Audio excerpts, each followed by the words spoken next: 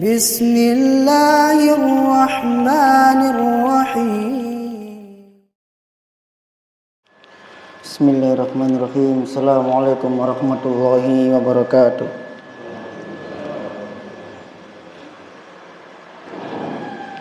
Innal hamdalillahi nahmaduhu wa nasta'inuhu wa nastaghfiruh wa na'udzu billahi min shururi anfusina wa min sayyiati a'malina. Man yahdihillahu fala mudhillalah wa man yudlil fala hadiyalah. Asyhadu an la ilaha illallah wahdahu la syarikalah wa asyhadu anna Muhammadan abduhu wa rasuluhu la nabiyya ba'dah.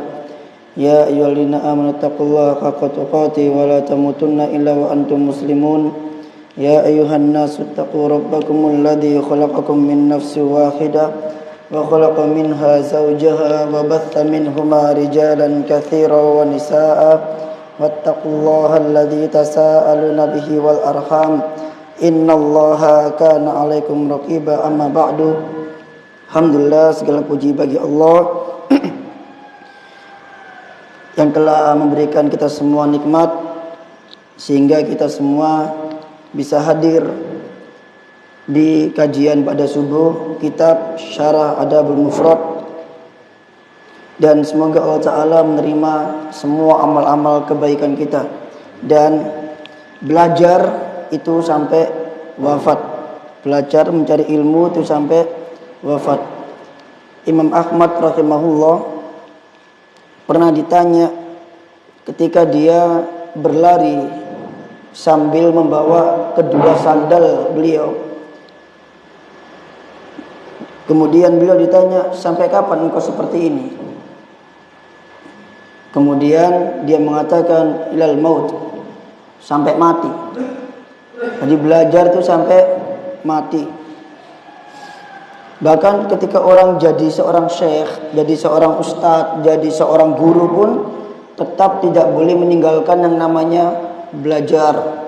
Imam Malik mengatakan, tidak sepantasnya bagi seorang guru tarkut ta'allum.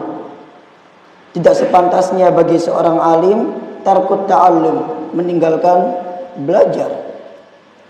Meskipun sudah tua, meskipun udah sepuh, tetap tidak boleh meninggalkan belajar. Karena para sahabat Rasul sallallahu alaihi wasallam, kana ashabu Rasulillah sallallahu alaihi wasallam kanu yata'allamu fi kibari sinnihim. Para sahabat itu dulu belajar sama Nabi sallallahu alaihi wasallam itu di usia mereka yang udah tua. Ya gimana? Karena mereka masuk Islamnya bukan pada usia muda. Mereka masuk Islam pada usia tua. Ini bab yang ditulis oleh Imam Bukhari di kitab Shahihnya, bahwasannya para sahabat Rasul itu belajarnya di usia tua. Pak, kok kemeresek ya? Hah?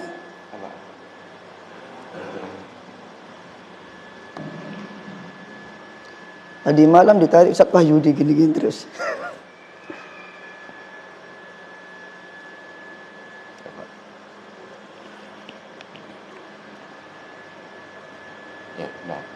Bentar, iya, sudah, alhamdulillah.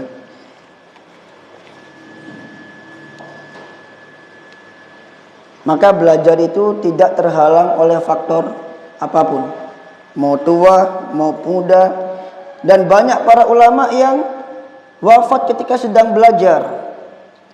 Seperti tafsir Jalalain, itu tafsir Jalalain itu dinamakan Jalalain karena dulu awalnya ditulis oleh Imam Jalaluddin Al-Mahalli. Ketika nulis wafat.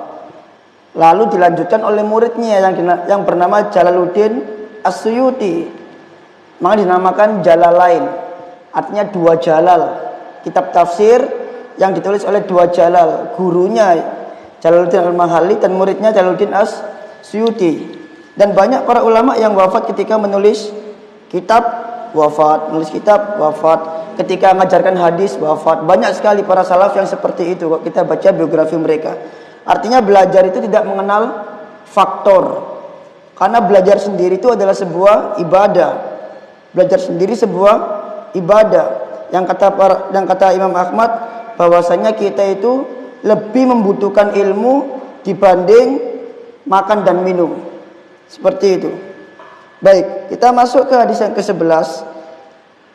Babu man barra walidayhi zadallahu fi umrih. Bab orang yang berbakti kepada kedua orang tuanya, zadallahu fi umri, maka Allah akan menambahkan umurnya.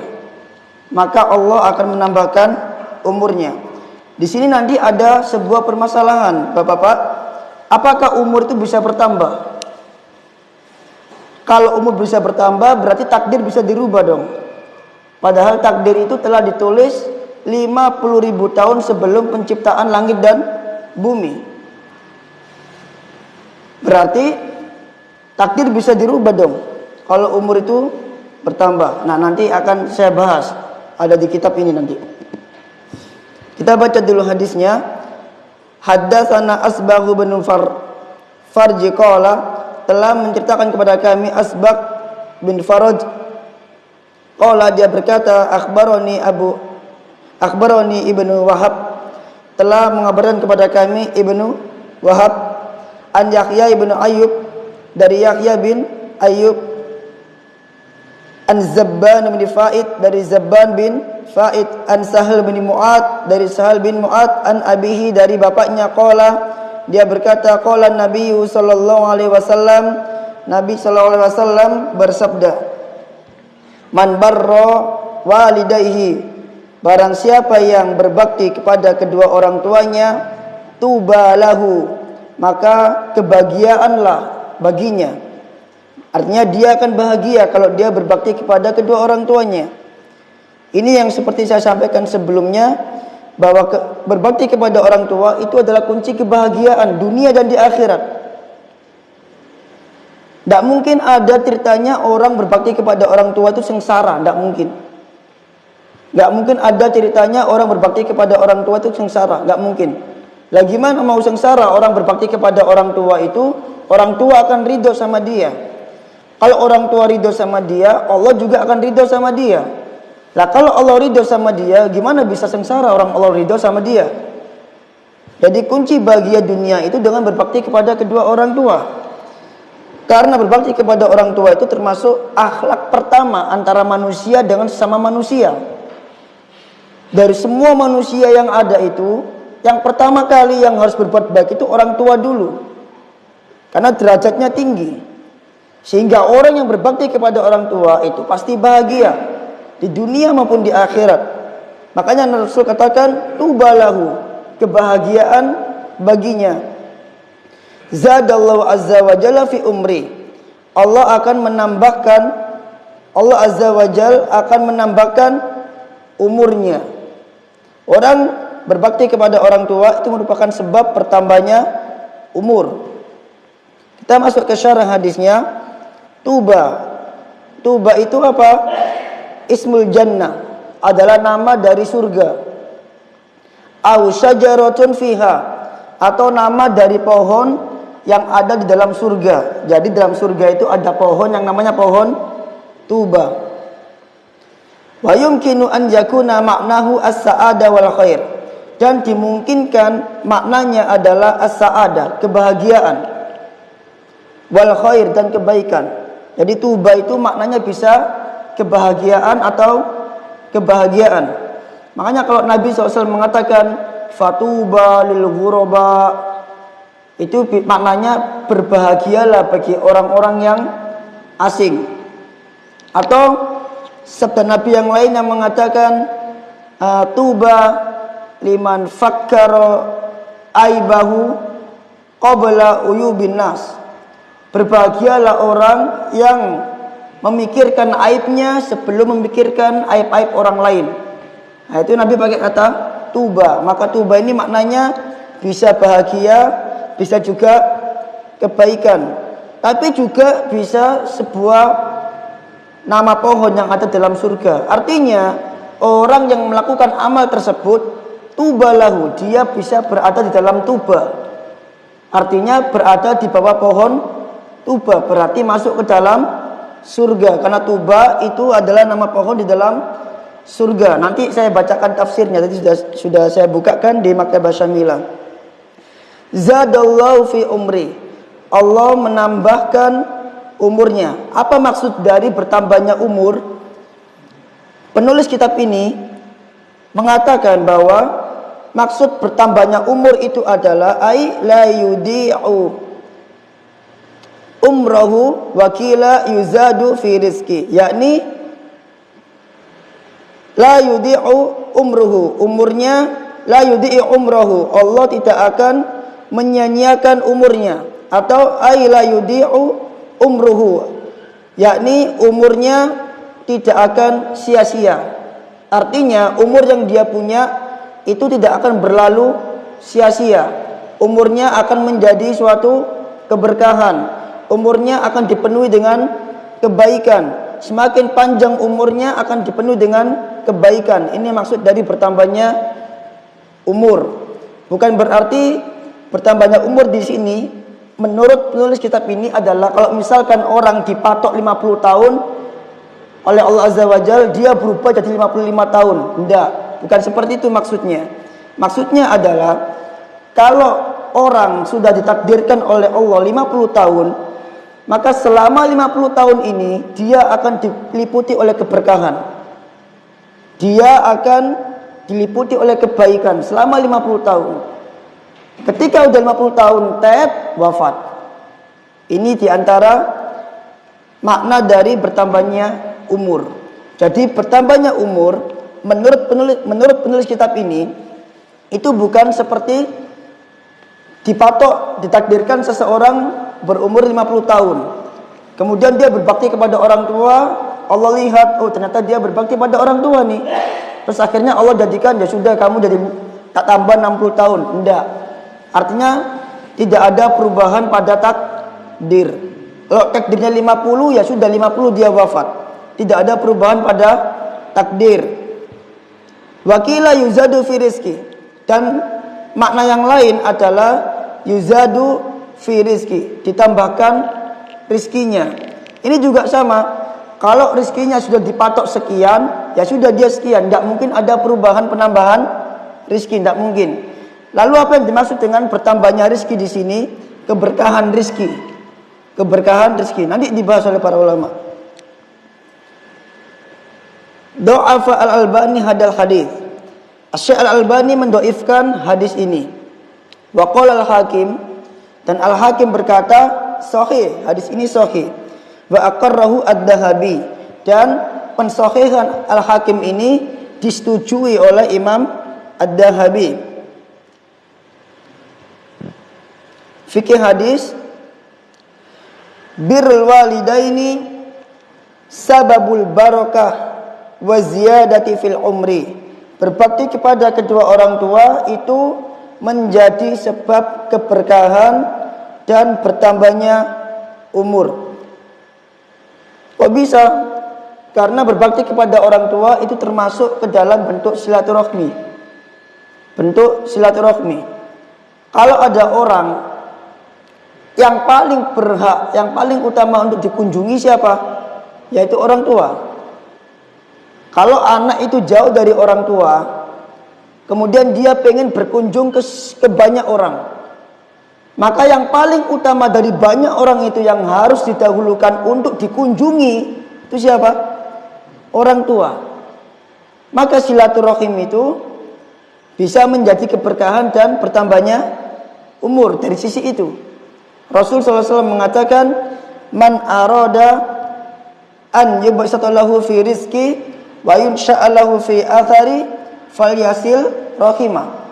Siapa yang kepingin ditambahkan rizkinya, diluaskan rizkinya, dan ditambahkan umurnya, maka hendaklah dia menyambung silaturahmi. Maka berbakti kepada orang tua bisa menjadi sebab keberkahan umur dan bertambahnya umur.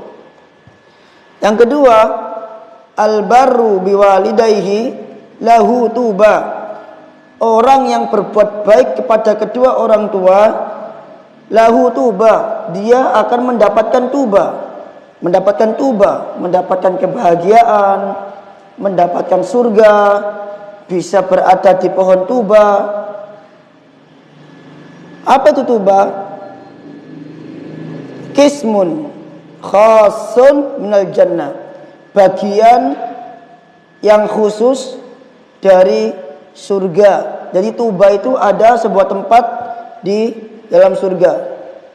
Di Al-Quran juga tersebut kata-kata tuba, yaitu dalam surah Ar-Ra'du ayat 29, di mana Allah mengatakan tentang orang-orang beriman dan beramal soleh. Allah mengatakan alladzina amanu, ini ayatnya, alladzina amanu wa amilus solihati tuba lahum wa husnu ma'ab.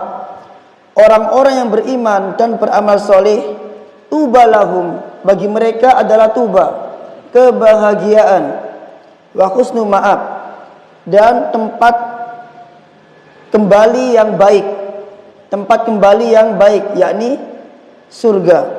Nah, tuba di sini apa? Nah, ini penjelasan tentang tuba. Qala Ibnu Abi Talha an Ibnu Abbas, Ibnu Abi Talha berkata dari Ibnu Abbas, tuba itu artinya farhun, kebahagiaan, wa qurratu ainin, penyejuk hati, penyejuk mata. Wa qala Ikrimah mengatakan ni'ma ma lahum, yaitu kebaikan yang mereka peroleh. Ad-Dhahhak mengatakan ghibta lahum, ingin mendapatkan kebaikan yang mereka dapatkan, maksudnya yang penghuni surga dapatkan, itu artinya tuba. Ibrahim An-Nakhai mengatakan khairul lahum, kebaikan yang mereka dapatkan, itu tuba. Qatadah mengatakan tuba hiya kalimatun arabiyun, tuba itu merupakan istilah dalam bahasa Arab. Yaqul rajulu, seperti orang yang mengatakan tubalaka, ai maksudnya adalah asabta khairon, engkau telah mendapatkan kebaikan. Nanti tuba itu artinya orang tersebut mendapatkan suatu kebaikan. Itu adalah istilah dalam bahasa Arab.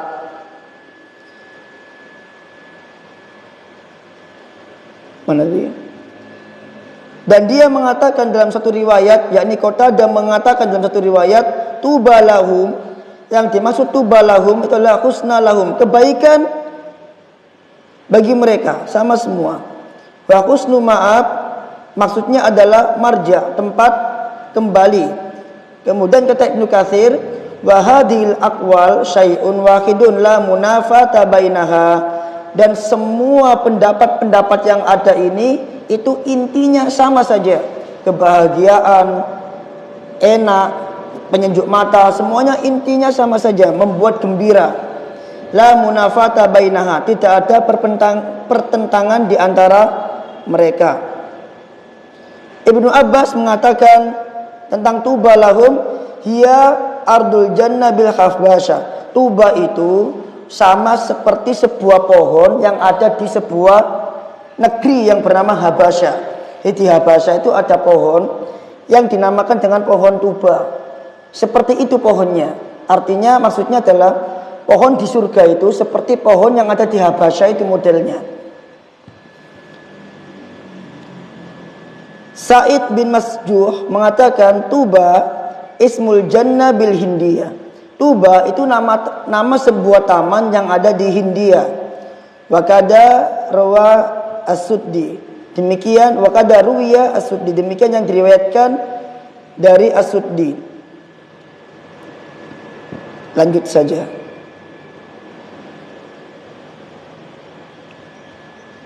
Ini dia.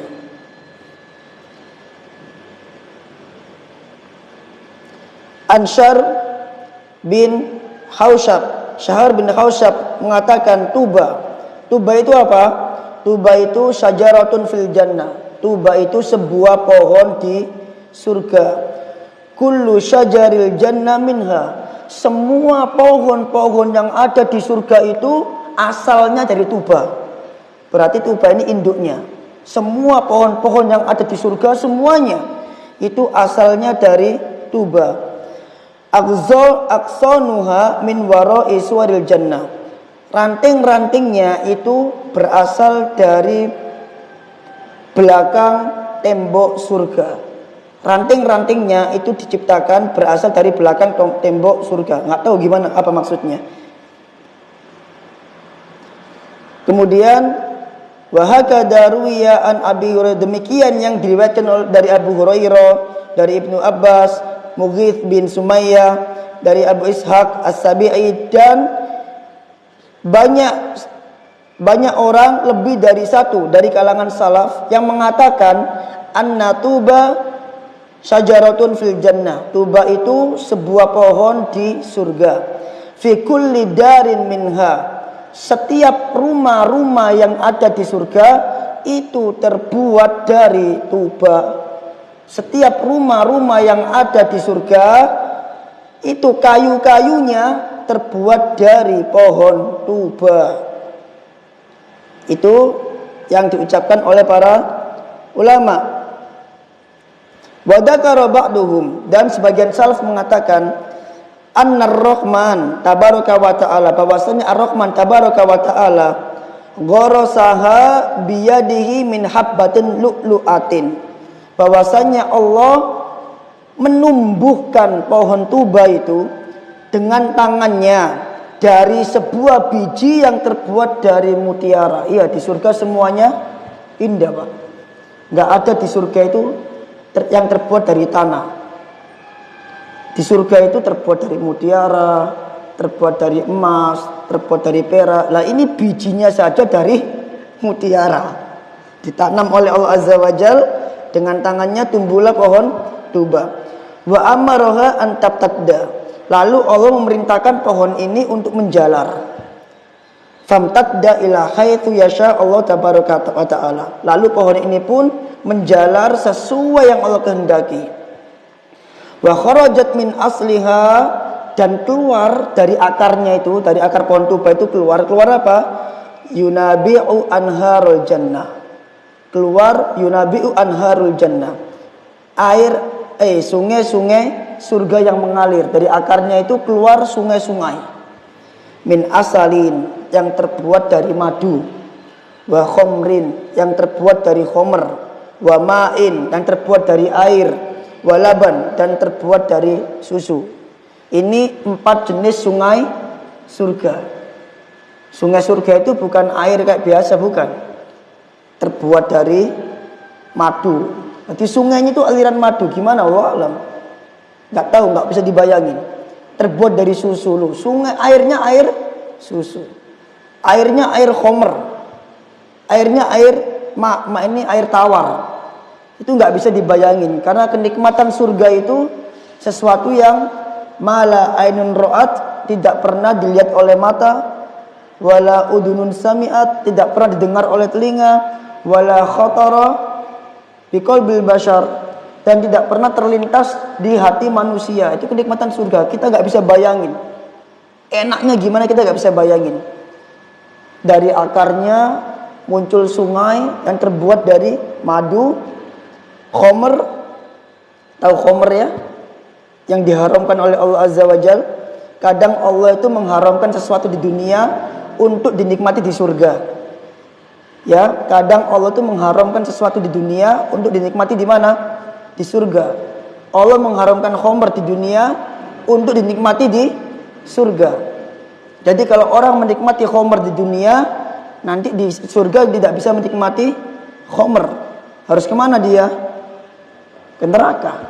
Contoh lagi tentang gelas perak, gelas yang terbuat dari emas dan perak, itu nggak boleh dipakai untuk makan dan minum. Rasul mengatakan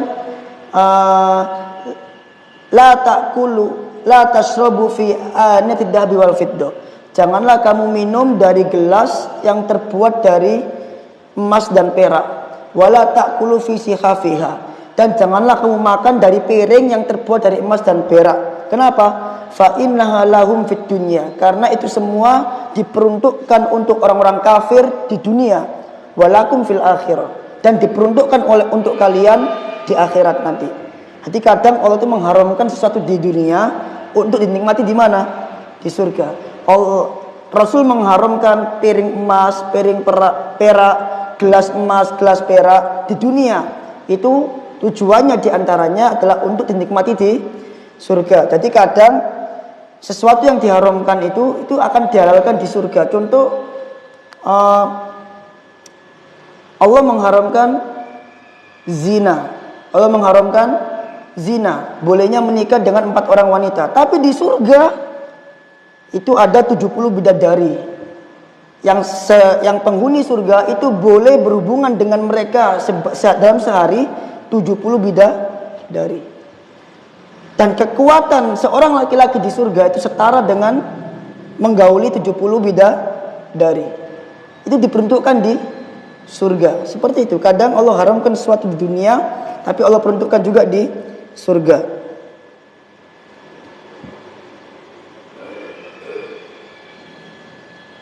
Dan diriwayatkan dari Abu Sa'id Al-Khudri radhiyallahu anhu secara marfu, Tuba syajaratun fil jannah masiratu mi'ati sanatin. Tuba itu adalah pohon di surga yang panjangnya itu sepanjang perjalanan 100 tahun. Gede banget berarti. Gede banget. Siyabu ahlil jannah takhruju min akmamiha. Pakaian ahli surga itu keluar dari kuntum-kuntum bunganya. Pakaiannya ahli surga itu keluar dari kuntum-kuntum bunganya. Jadi tuba itu adalah pohon yang panjangnya 100 tahun perjalanan. 100 tahun perjalanan. Seseorang berkata kepada Rasulullah SAW, ya Rasulullah, tuba liman ro'aka wa amana bika. Wahai Rasulullah, kebahagiaan bagi orang yang melihatmu dan beriman kepadamu. Maka Rasul mengatakan, tuba liman ro'ani wa amana bihi. Bahagialah orang yang melihatku dan beriman kepadaku. Thumma tuba, thumma tuba, thumma tuba liman amana bi walam yarani. Kemudian bahagialah, bahagialah, bahagialah 3 kali. Bagi siapa? Bagi orang yang beriman kepadaku tapi dia belum pernah melihatku. Siapa contohnya? Kita, Pak. Rasul sebut 3 kali. Kalau orang melihat Nabi beriman itu biasa, wajar, ada mukjizat. Tapi kalau orang belum pernah melihat Nabi terus dia beriman, ini baru yang luar biasa. Makanya Nabi mengatakan tuba, tuba, tuba, tuba. Nah, laki-laki itu mengatakan, wa ma tuba. Apa tuba itu ya Rasulullah? Ya kan? Rasul mengatakan tuba itu syajaratun fil jannah masiratu mi'ati amin. Tuba itu pohon di surga yang panjangnya 100 tahun. Siyabu al jannah takhruju atau tukhraju min akmamiha. Pakaian ahli surga itu dikeluarkan dari kuntum-kuntum bunganya. Ada panjang hadisnya. Intinya sama, tapi ini yang terakhir saya bacakan tentang tuba. Inna fil jannah, kata Rasul SAW, sesungguhnya di surga itu ada pohon, sajaratun, ada pohon. Yasirur raqib fi dilliha. Yang kalau seorang pengendara unta atau pengendara kuda berjalan di bawah naungannya mi'ata amin selama 100 tahun, la yaqta'uha, tidak akan melampauinya. Jadi kalau ada pengendara kuda, dia menunggangi kudanya, dia berjalan di bawah naungan pohon tuba dan dia berjalan selama 100 tahun, dia nggak akan sampai ke tepi pohonnya. Gede banget. Dan memang di akhirat itu semuanya serba besar, Pak. Contoh. Ibnu Mas'ud radhiyallahu anhu pernah mengatakan, bainas sama'id dunya wallati taliha khamsatu mi'ati amin. Antara langit dunia dengan langit berikutnya itu memakan waktu perjalanan 500 tahun. Jalan, Pak. Nggak naik pesawat ya, jalan. Karena hitungannya Nabi SAW waktu itu jalan kaki. atau naik kuda atau naik unta itu memakan perjalanan 500 tahun antara langit dunia dengan langit-langit berikutnya.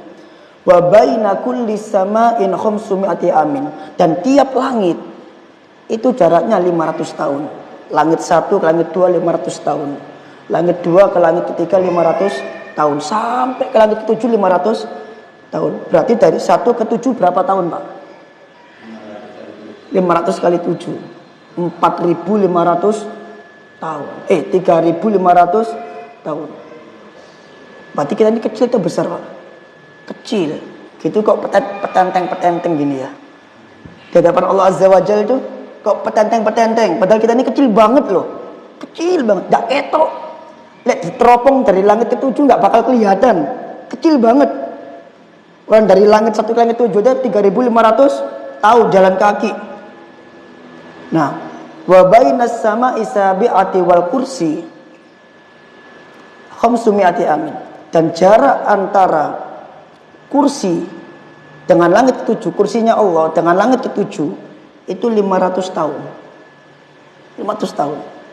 Wa bainal kursi wal ma'i khamsumi'ati amin. Dan antara kursi dengan air, karena air itu terletak di atas kursi, baru nanti di atas air ada arsy. Dan antara kursi dengan air saja itu 500 tahun.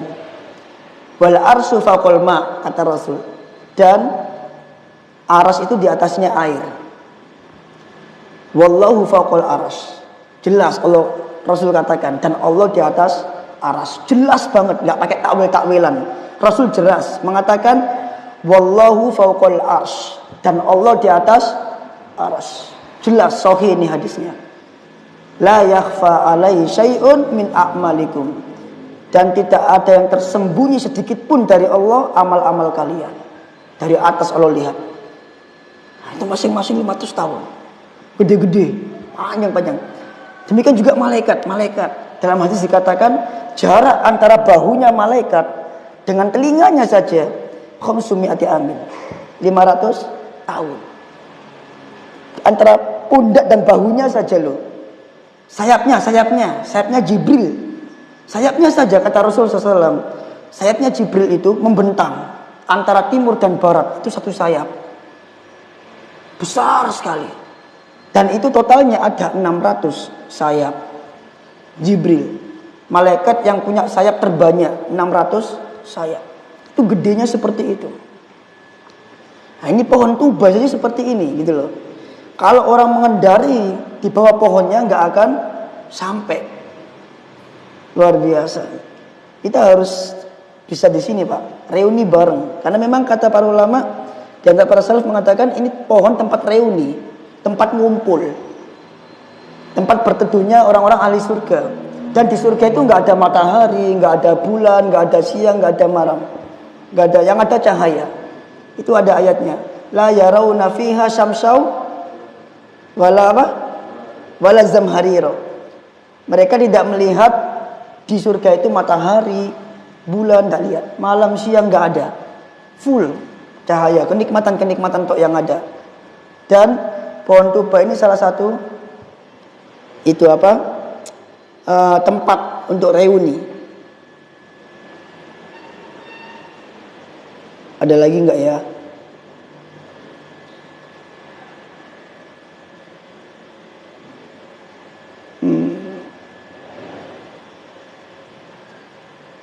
Nah, ini dia. Tuba yasiru fi dill. Oke. Orang yang mengendara tadi itu dia berteduh di bawah naungannya mi'ata sanatin selama 100 tahun. Yastadillu fil finani minha mi'ata raqib, atau berteduh di bawah pohon tersebut 100 pengendara. Fiha firasud dahabi. Di bawah pohon tersebut itu ada kasur yang terbuat dari emas. Nah, ini tentang pohon tuba. Kemudian tentang bertambahnya rizki.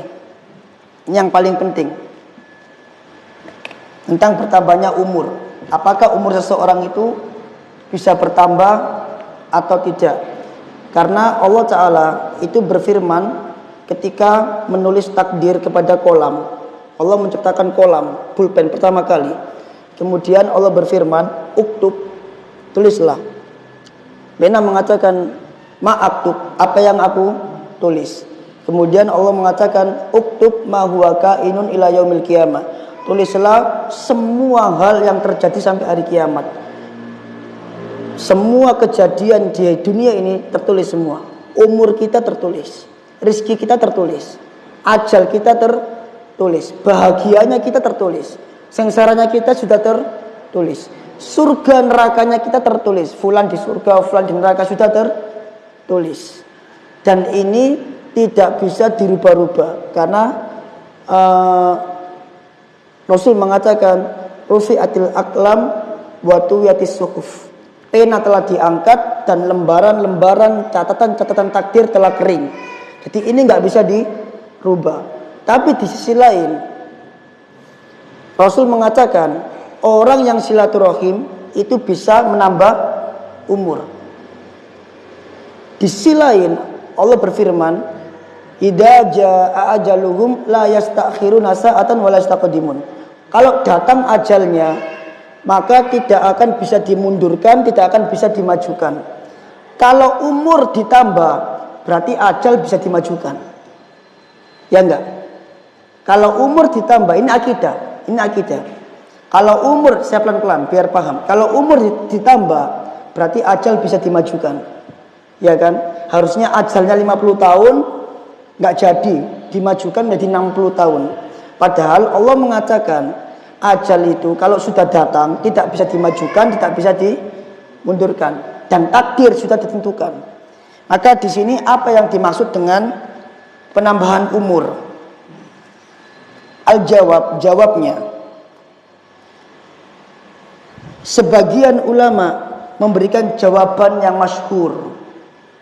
Yang dimaksud innal murada bi ta'khiril ajal fil hadis. Yang dimaksud dengan diakhirkannya ajal, diakhirkannya umur dalam hadis, itu adalah al barakatu fil umri.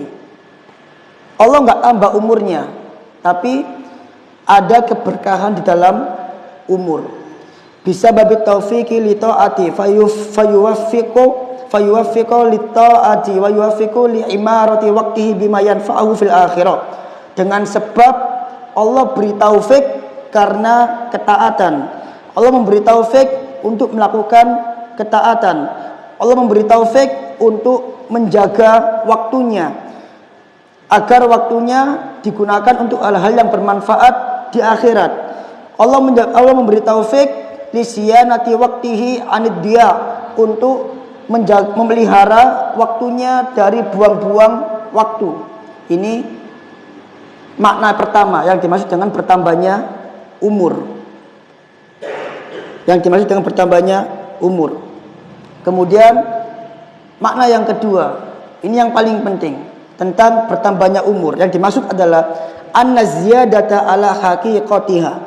Bahwasanya bertambahnya umur ini itu terjadi secara hakikatnya. Artinya memang benar-benar ditambah sama Allah. Memang benar-benar ditambah sama Allah. Jadi orang yang takdirnya 50 benar-benar ditambah sama Allah menjadi beberapa tahun. Seperti itu. Sampai sini paham? Paham? Ini makna yang kedua. Tapi wa anna ziyadat apa ini? Wa anna ziyadatal ajali takunu bin nisbati ila ilmil malakil muwakkali bil umri. Tapi penambahan umur, penambahan ajal itu hanya dirasakan, hanya terjadi pada ilmunya malaikat yang dipasrai nulis umur. Jadi yang berubah itu umur yang ada pada catatan malaikatnya. Adapun catatan yang ada di Lauh Mahfuz itu tidak berubah. Jadi Allah memerintahkan perubahan itu pada catatan malaikat.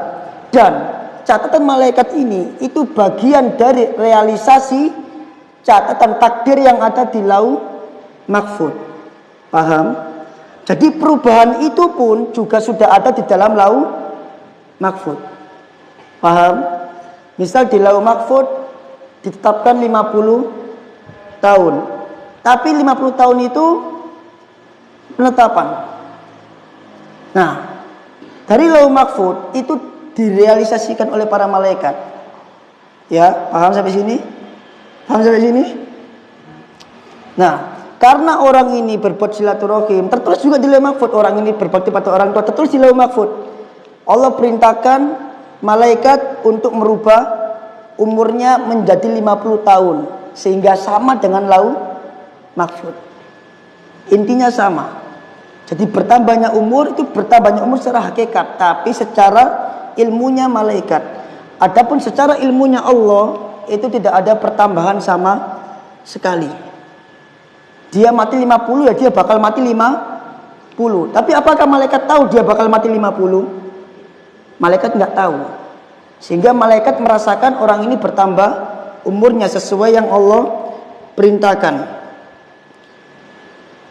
Makanya dikatakan oleh Allah Azza wa Jalla, fayuqalu lahu, maka dikatakan kepada malaikat, in wasala rahimahu fa umruhu kada. Kalau orang ini berbuat silaturahim, maka tulislah umurnya sekian. Wa illam yasil rahimahu fa umruhu aksor min hada. Tapi kalau dia enggak bersilaturahim, maka tulislah umurmu lebih pendek dari ini. Ini yang dirasakan oleh malaikat. Adapun takdir yang ada di Lauhul Mahfuz itu tidak berubah sama sekali. Yang berubah itu hanya takdir yang ada di catatan para malaikat. Dan itu pun adalah realisasi dari takdir yang ada di Lauhul Mahfuz. Jadi takdir yang ada di Lauhul Mahfuz itu induknya. Paham gak? Perubahan yang ada di catatan malaikat itu juga bagian dari takdir yang ada di Lauhul Mahfuz. Itu induknya semuanya. Di situ.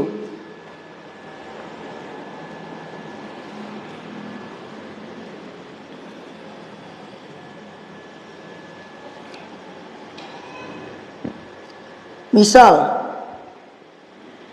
fayakunu dalika fi ilmil malak. Maka hal itu hanya terjadi pada ilmunya malaikat. Fayuqalu lil malaki mathalan, dikatakan pada malaikat misalkan, sesungguhnya umur si fulan 100 tahun kalau dia silaturahim. Dan 60 tahun kalau dia memotong silaturahim. Wa qad sabaqa fil ilmillah annahu yasilu an yaqta. Padahal telah mendahului ilmu Allah bahwasanya orang ini bakal silaturahim atau enggak. Itu Allah udah tahu. Allah udah tahu. Karena itu bagian dari takdirnya.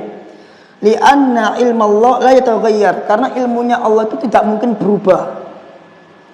Wa ma kutiba fil lauhil mahfuz la yataghayyar, dan apa yang ditulis di lauh mahfuz tidak berubah.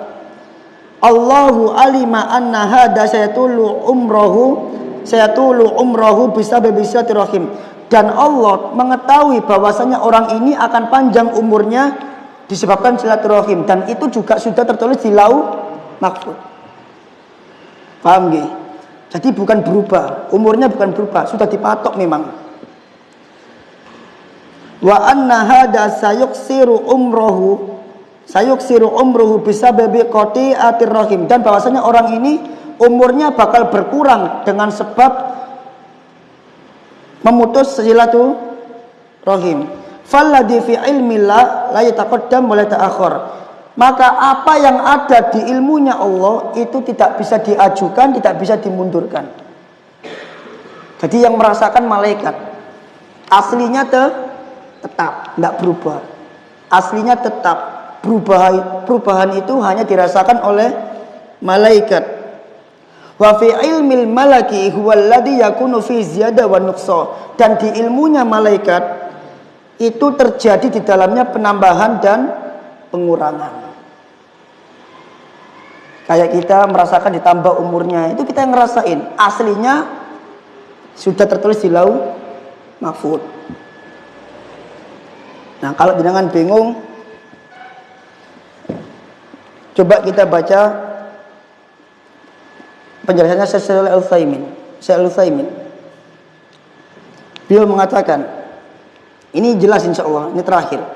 Fa idza waffaqallahu hadar rajula lisilati, apabila Allah menambahkan untuk orang ini, memberi taufik untuk orang ini untuk bersilaturahim, alimna anna ajalahu qad imtadda bisababi silah, maka kita akan tahu bahwasannya ajalnya, umurnya itu akan bertambah dengan sebab silaturahim. Famathalan, misal ala furido, telah ditakdirkan anna insanan lam yasil rahimahu wa kana umru khamsina sana. Seseorang yang tidak silaturahim, umurnya itu 50 tahun. Ida wasala rahimahu fayakunu mathalan khamsina mathalan khamsatan wa khamsin. Apabila dia menyambung silaturahim, maka umurnya menjadi 55 tahun. Ini misalkan. Falaisa fi hada mu'aridatan liyakunal insanu idza jaa ajaluhu la yataqaddam wa la ta'akhir. Maka bukan berarti di sini terjadi pertentangan. Apabila datang ajalnya orang tersebut, tidak dimajukan dan tidak dimundurkan. Kenapa? Li'annal ajal alladhi huwa khamsatun wa khamsuna asluhu. Karena ajalnya aslinya memang 55 tahun. Bukan 50 tahun. Misalkan seseorang ditakdirkan 50 tahun. Kita tahu, misal kita tahu takdirnya orang ini 50 tahun. Kalau dia silaturahim ditambah jadi 55 tahun. Ini bukan berarti ajalnya yang awalnya 50 tahun jadi 55. Enggak. Bukan berarti seperti itu. Tapi memang ajalnya 55 tahun. Tapi dia merasa umurnya ditambah. Paham sampai sini nggih? Jadi li'annal ajala alladhi huwa khamsatun wa khamsuna asluhu maktubun minal bid'i ala anna hadar rajul saufa yuslir rahima fala yakun iskal. Karena ajal aslinya itu 55 tahun yang ditulis sedari awal di Lauh Mahfud bahwasanya orang ini bakal silaturahim nanti. Itu sudah tertulis di di Lauh Mahfud. Tertulis di Lauh Mahfud nanti orang ini akan silaturahim, umurnya jadi 55 tahun. Jadi ajalnya memang 55 tahun. Bukan berarti di Lauh Mahfud 50 dihapus sama Allah jadi 55. Enggak. Memang ajalnya sudah 55 tahun. Itu maksud dari bertambahnya umur. Dan yang paling penting adalah sabda Rasul sallallahu alaihi wasallam, manusia yang paling baik itu adalah manusia yang Allah beri umur panjang dan dia gunakan umurnya untuk kebaikan. Itu yang paling baik. Dan sejelek-jelek manusia, kata Rasulullah SAW, yaitu orang yang berumur panjang dan dia gunakan umurnya untuk kejelekan. Itu sejelek-jelek manusia. Udah diberi kesempatan panjang umur, tapi digunakan untuk kejelekan. Maka manusia yang paling baik yaitu orang yang diberikan panjang umur dan digunakan untuk kebaikan. Monggo, barangkali ada yang tanya yang nggak paham masalah umur atau yang lainnya. Bismillah.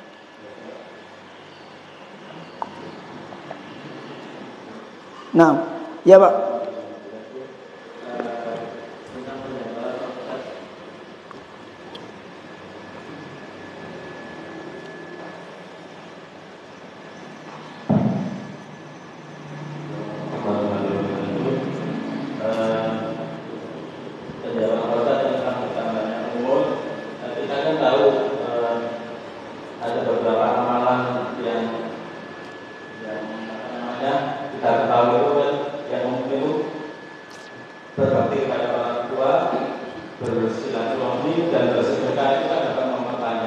Iya. Setelah beberapa tahun kan kita baru paham tentang panjangnya umur Iya. dengan arti keamalan ini. Berarti panjangnya umur itu cuma tercatat di catatan malaikat gitu Pak Ustaz ya. Betul. Tadi. Iya. Jadi bukan secara hati atau secara umum yang kita tahu sama ini Pak Ustaz ya. Iya. Terus yang kedua, berbakti kepada orang tua. Bagaimana caranya berbakti pada orang tua sedangkan orang tua itu menelantarkan atau tidak memperhatikan kita. Jadi selama maaf ya Ustaz ya, setelah dilahirkan ternyata ditinggal sama orang tuanya kepada neneknya. Jadi orang tuanya tidak mengurus anaknya. Bagaimana cara kita berbakti? Apa memang tetap wajib kita berbakti pada orang tua yang telah menelantarkan kita? Assalamualaikum warahmatullahi wabarakatuh. Assalamualaikum warahmatullahi wabarakatuh. Baik, yang pertama masalah takdir. Jadi takdir yang tertulis di Lauh Mahfuz itu takdir induknya. Kemudian takdir yang ada di Lauh Mahfuz itu berjalan. Di dunia ini berjalan. Menjadilah takdir yang sifatnya harian. Takdir yang sifatnya tahunan. Takdir yang sifatnya umur. Demikian juga ketika seorang bayi yang telah ditiupkan ruhnya. Itu kata Rasulullah SAW, maka malaikat itu ketika meniupkan ruh pada bayi itu dia menuliskan apa? Ajaluhu, ajal bayinya, rizkinya, sakiyun au sa'idun. Ini bayi bahagia atau sengsara. Apa yang ditulis oleh malaikat ketika peniupan ruh bayi tersebut itu juga bagian dari yang ada di Lauh Mahfuz. Prakteknya. Nah, kemudian ketika bayi ini berdewasa, kemudian dia berbakti pada orang tua, Anda ditulis nih umurmu nanti wafat sekian. Ya, ternyata pada prakteknya dia silaturahim, dia berbakti pada orang tua, dan silaturahimnya bayi ini berbakti orang tuanya, anak ini ketika dewasa itu Allah tahu. Itu Allah sudah tahu. Udah tertulis juga di Lauh Mahfuz. Tapi karena sudah tertulis juga di malaikat, maka Allah suruh menghapus ajal yang ada di catatan malaikat, panjangkan umurnya karena dia telah berbakti kepada orang tua. Nah, penghapusan ini juga sudah ada di Lauh Mahfuz. Penambahan umur yang ini juga itu sudah ada di Lauh Mahfuz. Begitu. Jadi apa yang di Lauh Mahfuz itu tidak berubah. Tidak berubah. Tidak berubah. Dan perubahan-perubahan yang ada itu juga bagian dari takdir yang tertulis di Lauh Mahfuz. Paham ya? Misalkan anak ini tertulis bahagia, anak ini tertulis sengsara. Ditulis oleh malaikat. Allah, siapa yang nyuruh malaikat menulis sengsara? Allah yang suruh dia tulis anak ini sengsara. Ternyata Allah tahu dengan ilmunya, Allah tahu secara azali anak ini kalau dewasa bakal baik. Maka Allah juga suruh, ya udah kan dia baik, rubah jadi bahagia anak ini. Nah, perubahan ini juga Allah sudah tahu sebelumnya. Tapi apakah malaikat tahu kalau anak ini besarnya jadi orang baik? Tahu nggak? Nggak tahu. Jadi perubahan itu dirasakan oleh malaikat, berubah. Tapi secara ilmunya Allah nggak ada yang berubah. Semuanya berjalan sesuai dengan ketetapan yang ada. Sesuai dengan ketetapan yang ada. Demikian juga semisal hadis yang mengatakan ada orang yang sepanjang hidupnya berbuat kebaikan sehingga jarak antara dirinya dengan surga hanya sehasta saja. Tapi ternyata dia nggak jadi masuk surga karena di akhir hidupnya dia beramal dengan amalan ahli neraka. Dia masuk ke dalam neraka. Padahal neraka surganya orang ini udah ditetapin ketika peniupan ruh, dia surga atau dia neraka. Nah, ketika dia nggak jadi ke surga tapi jadi masuk neraka, berarti takdirnya memang masuk neraka di Lauh Mahfuz. Takdirnya memang masuk neraka. Cuman secara prakteknya ada sebab-sebab tertentu yang menjadikan dia masuk ke dalam neraka. Dan sebab-sebab itu juga sudah ada di Lauh Mahfuz. Cuman orang diberi namanya ikhtiar, diberi namanya akal untuk memilih apakah dia mau ke neraka atau dia mau ke surga. Dan dia tidak tahu apakah dia ke neraka atau ke surga. Apakah kita tahu akhir kita surga atau neraka? Nggak tahu. Kita hanya melakukan sebab-sebab yang ada. Nah, sebab-sebab tadi itu kata Rasulullah SAW itu akan mendekatkan seseorang kepada takdirnya. Kalau dia ditakdirkan ke surga, maka Allah akan jadikan orang ini melakukan sebab-sebab penghuni surga. Kalau dia ditakdirkan ke neraka, maka Allah akan takdirkan orang ini melakukan sebab-sebab penghuni neraka. Tapi orang ini apakah tahu takdir akhirnya? Nggak tahu. Sehingga inilah kenapa ketika orang dimintai pertanggungjawaban, dia tidak bisa beralasan dengan takdir, nggak bisa. Karena ketika dia melakukan sebab itu adalah murni atas pilihannya sendiri. Murni atas pilihannya sendiri, murni atas pemikirannya sendiri. Meskipun itu juga bagian dari takdir di Lauh Mahfuz. Tapi kan dia nggak tahu takdirnya apa. Dia kan nggak tahu takdirnya apa. Ada enggak ketika jenengan misalkan mencuri, jangan mengatakan, oh, tak mencuri Allah yang buat aku mencuri begini. Tidak ada. Nggak ada orang berakal satupun yang berpikiran seperti itu. Mereka pasti akan berpikir, tak mencurilah karena aku nggak punya uang. Sesuai dengan ikhtiarnya sendiri. Tapi ikhtiarnya dia itu juga bagian dari takdir yang ada di lauh mahfuz.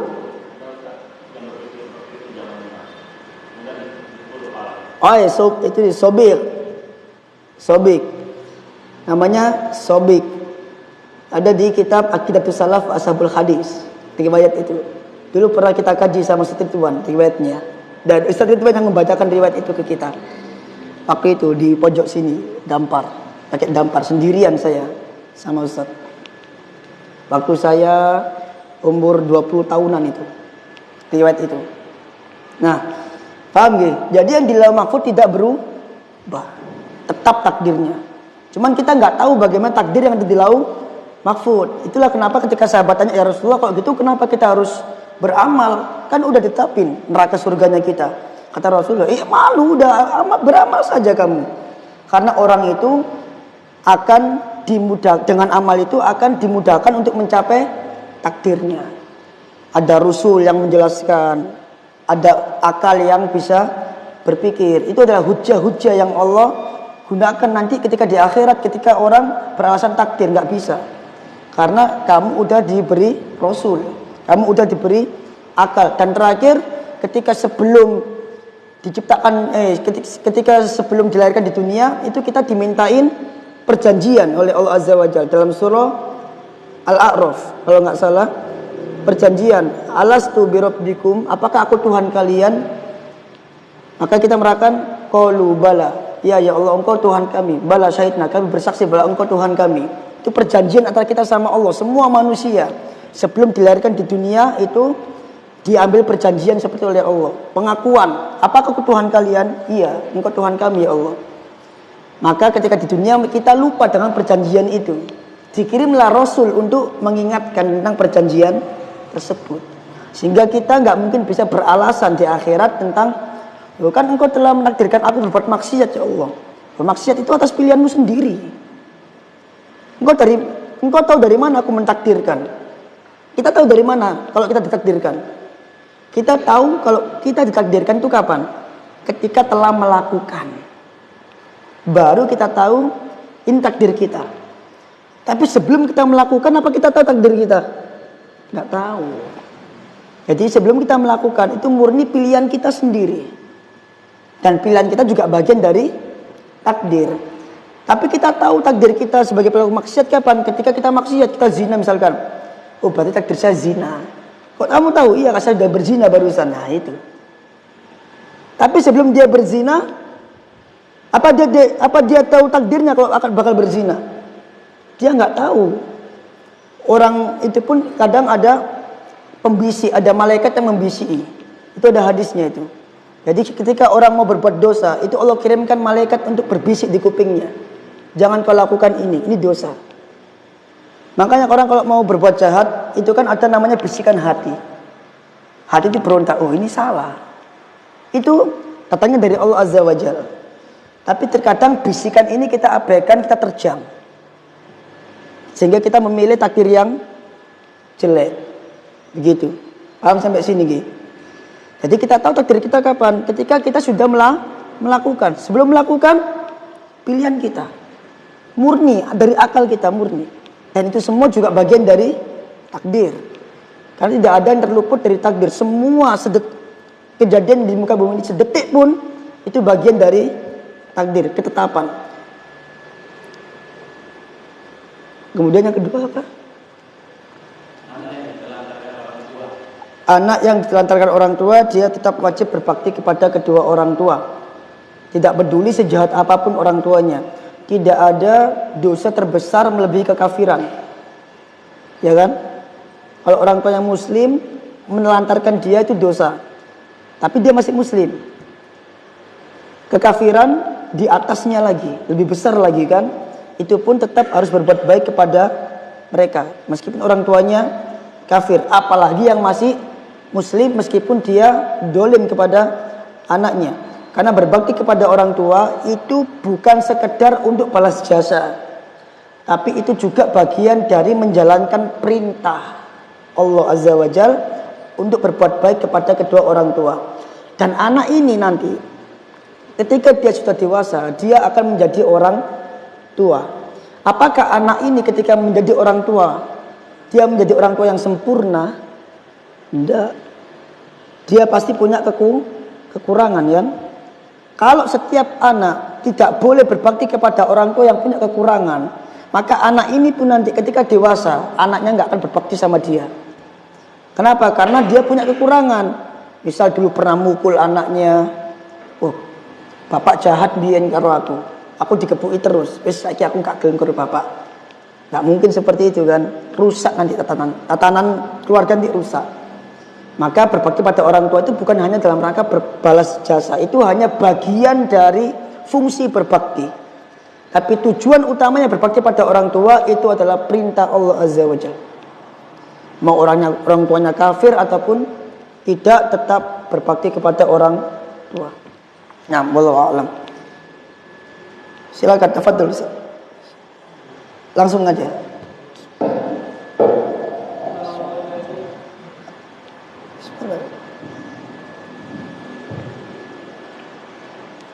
Kalau kata orang itu kadang kita itu bukan mau memutuskan silaturahmi sama keluarga atau dulur itu, tapi karena keegoisan mereka itu kayak ini, rokok. Mereka itu kan kadang itu rokok berat, rokok. Selain itu tempat kita mereka merokok, pas kita main tempat mereka yang merokok. Dan belum lagi akhlak mereka yang buruk, karena pengaruh dengan anak kita kalau ini anak istri kita juga sama kita juga kita asal pengaruh takutnya. Nah, jadi kita itu juga menghindar daripada keluarga kita atau keluarga kita yang tadi. Karena keegoisan mereka, harusnya kalau mereka mau care, ya, kalau mereka mau adil, ya. Kalau mereka masuk tempat kita nggak boleh merokok. Kalau kita masuk tempat mereka, ya silakan mereka merokok karena rumah mereka, ya, gitu. Jadi gimana? Terkadang juga karena di mereka kalau ibu meninggal, kami sudah nggak mau lagi berkeluarga. Kita sudah tidak ada hubungan keluarga lagi. Bahkan mereka yang memutuskan hubungan silaturahmi. Terus kita itu gimana? Bukan memutuskan kalau kita pribadi, cuma sekedar menghindar dari keburukan mereka. Oke, ini termasuk memutuskan silaturahmi atau tidak? Kalau menghindar, enggak. Tapi kalau tidak kumpul sama sekali seterusnya, selama-lamanya, itu baru memutuskan. Tidak mau mengunjungi, itu baru memutuskan. Tapi kalau menghindar, misalkan di tempat ini merokok, kita menghindar, ya enggak. Kan masih menyambung, hanya menghindar saja. Dan kalau saya pakai prinsipnya Ustaz Ridwan terus, ya iyalah. Orang saya lama sama beliau. Itu beliau punya prinsip begini, justru itu adalah kesempatan kita buat mendakwai dia. Jangan malah menghindari dia. Justru ini kesempatan buat mendakwai dia. Kapan lagi bisa mendakwai dia? Nah gitu. Kalau pas ngerokok ya menghindar dulu. Kok rokoknya selesai, deket, kasih tahu. Bang, kalau ada saya jangan rokok dong. Saya nggak bisa ini bau rokok. Lagian rokok kan haram. Nah ini dakwah sudah. Ya, ini dakwah. Kesalahan kita para salafi itu nggak mau ngumpul. Ya memang kalau misalkan mudaratnya besar ya nggak masalah lah, nggak ngumpul. Tapi jangan terus-terusan nggak ngumpul. Ada saatnya kita kumpul. Kalau saudara loh ya, beda sama kampung belakang. Kampung belakang ini khususon. Kampung belakang ini kita nggak boleh kumpul memang. Karena berjam-jam sampai jam 10 malam dan yang dibahas gak penting juga, habis waktu kita. Kalau saudara beda, ada hubungan kekerabatan di situ. Kita harus datang dan itu adalah kesempatan kita untuk mendakwai, apalagi kalau kita menjadi orang yang berperan di situ. Itu kesempatan untuk mendakwai. Makanya Ustaz Ridwan rahimahullah, beliau tetap kumpul dengan keluarga-keluarga yang di Malang kan? Ya Ustaz Mahi. Tetap kumpul dengan keluarga yang di Malang. Itu apa misi beliau? Mendakwai mereka, itu misinya. mendakwai mereka. Sampai ada sembako-sembako ke sana dalam rangka apa? Mendakwai mereka. Itu fungsinya beliau. Padahal kita tahu keluarga-keluarga yang di sana, kata beliau banyak yang begini, begini gitu kan. Tapi beliau datang. Karena apa? Kesempatannya cuma setahun sekali untuk mendakwai mereka. Karena yang di Surabaya nggak bisa ditinggal. Nah, yang seperti ini, dan makanya beliau itu dikenal sebagai orang yang eman yang nggak didakwai. Umat butuh dakwah. Makanya sekecil apapun kesempatannya langsung digunakan sama beliau untuk dakwah. Bahkan beliau pernah cerita yang di bis, waktu di bis itu beliau bilang gini, kalau seandainya saya diberi kesempatan oleh Allah, saya kepingin di bis-bis itu masuk bis bilang para jamaah jangan lupa sholat. Apakah boleh? Boleh, itu dakwah. Nggak ada yang salah dengan itu. Caranya sesuai syariat kok. Ngajak orang sholat macam firqah sebelah. Macam firqah sebelah, golongan sebelah. Ngajak orang sholat. Apakah boleh? Boleh, sah-sah saja. Nah, itu jiwa dakwanya beliau. Nah, kalau kita punya saudara seperti itu, tidak seharusnya kita menghindar. Menghindar kalau pas ngerokok. Tapi tetap datang ke tempat pertemuan. Kan ada pertemuan keluarga besar kadang kan, tetap datang ke tempat pertemuan. Yang jelek kita hindarin dulu. Nanti kalau udah selesai yang jelek-jelek, waktunya kita cerita, makan-makan. Nah, ini baru kesempatan untuk mendakwai. Dan beliau juga gitu, cerita ke saya gitu di Malang itu. Kalau yang jelek-jelek dihindarin dulu. Tapi kalau pas yang udah nggak ada jelek-jeleknya, pas suasana enak, baru beliau mulai melancarkan serangan-serangan dakwanya. Yang beliau ceritakan ke saya. Nah, seperti itu. Tapi kalau jenengan di Surabaya nggak mau, misalkan saudara di Gresik, udahlah nggak usah kumpul-kumpul, ngapain gitu-gitu aja acaranya gitu-gitu. Nah, nanti akan lupa sama jenengan akan lupa sama mereka, akhirnya jalan sendiri-sendiri. Ya, ini namanya qati'ur rahim, memutus silaturahim. Itu. Jadi tetap disambung.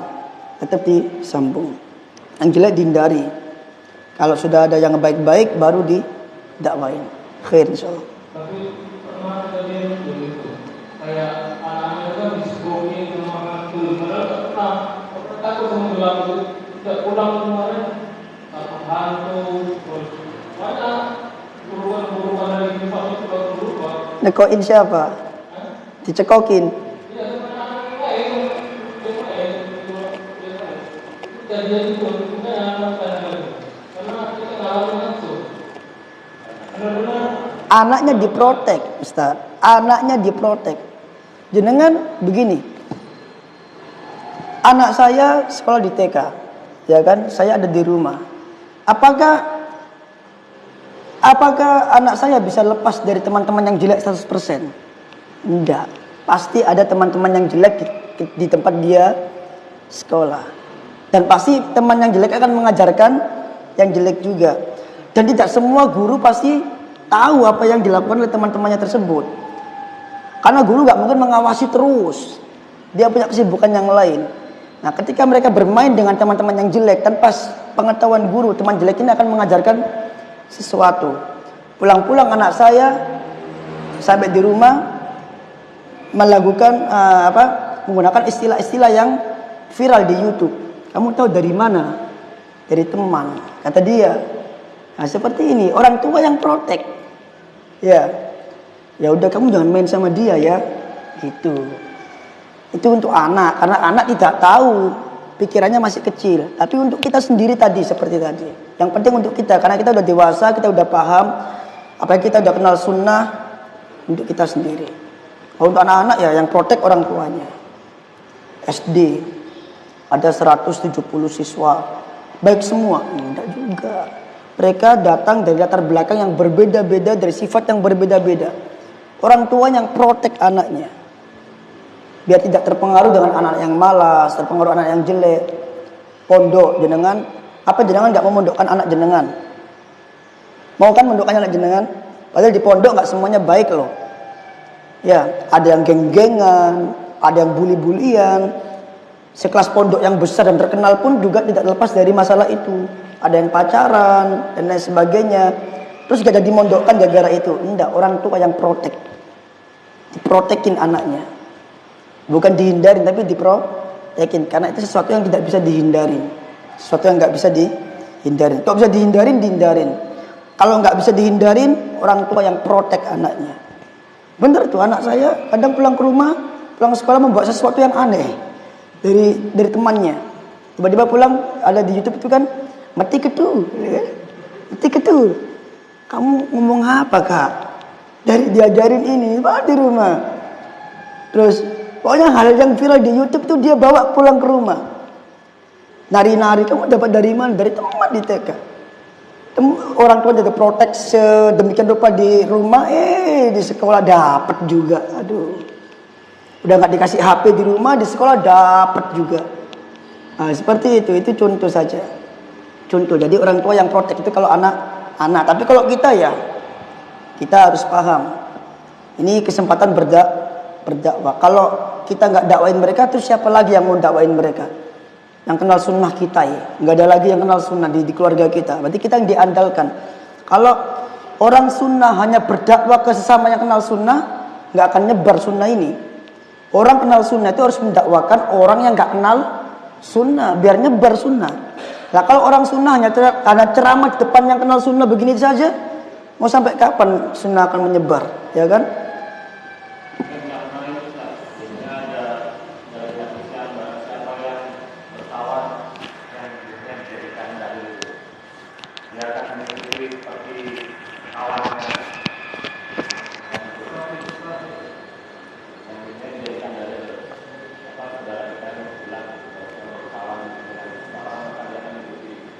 Sekarang pertanyaannya, ketika dia berkawan dengan saudaranya, dia ngikutin agama saudaranya enggak? Ikut yasinan, ikut maulidan. Ngikut enggak?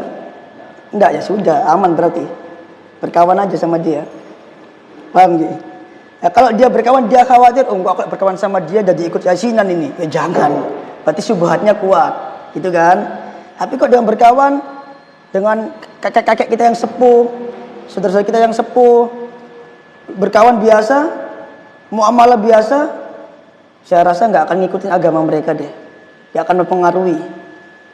Kita udah terlalu kuat akidahnya untuk bisa terpengaruh ikut yasinan, maulidan misalkan.